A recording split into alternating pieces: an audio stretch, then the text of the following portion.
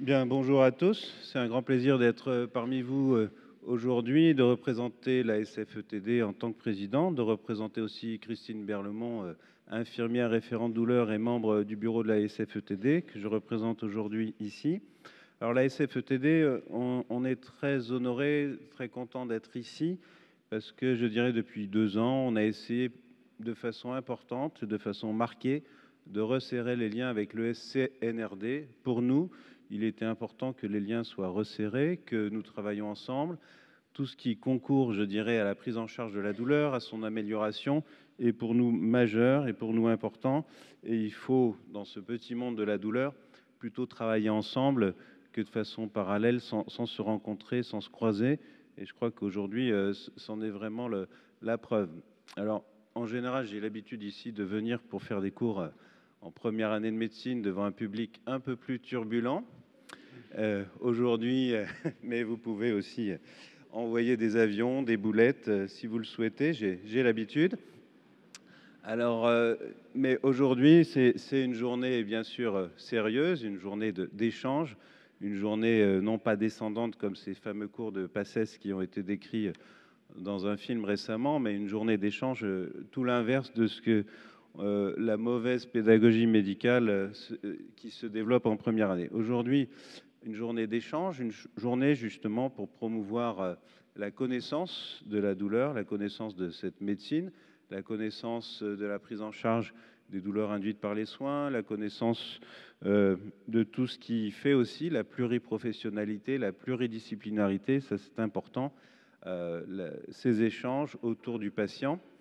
Alors, la SFETD, Daniel a fait de la publicité pour Pédiadol, je vais faire la publicité pour la SFETD. Donc, effectivement, au sein de la SFETD, on se bat pour les mêmes combats, bien sûr.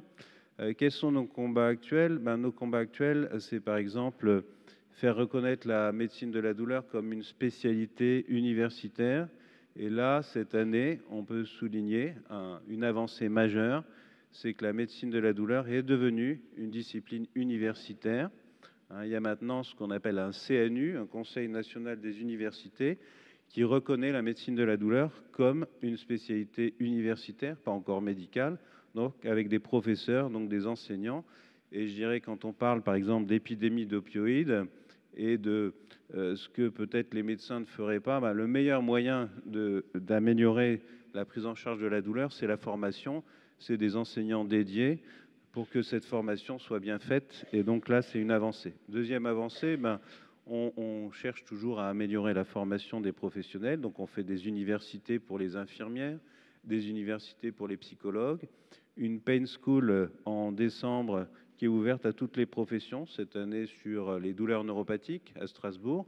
Et puis la semaine prochaine, on fait un colloque au ministère de la Santé pour justement montrer la force de cette médecine de la douleur, pluriprofessionnelle, pluridisciplinaire, les enjeux aussi dans la société actuelle, avec la question des opioïdes, mais aussi la question de la précarité, du handicap.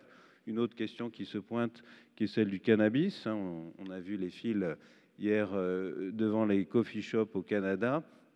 Donc, le cannabis va-t-il remplacer aussi l'épidémie d'opioïdes? Attention, donc tous ces mirages autour de la douleur. Et donc, la douleur est au cœur de beaucoup de questions de société. Voilà, donc je vous invite aussi à participer, bien sûr, continuer à travailler ici avec le CNRD, mais aussi à participer à toutes les commissions nombreuses de la SFETD. Il y a une commission pour chaque idée, une commission de douleur liée au mouvement, et donc on en parlera tout à l'heure, une nouvelle commission, une commission douleur du cancer, une commission douleur animale, enfin tous les thèmes autour de la douleur sont maintenant traités dans la SFETD, et j'espère vous retrouver nombreux au congrès qui débute le 14 novembre cette année à Lille. Je vous remercie.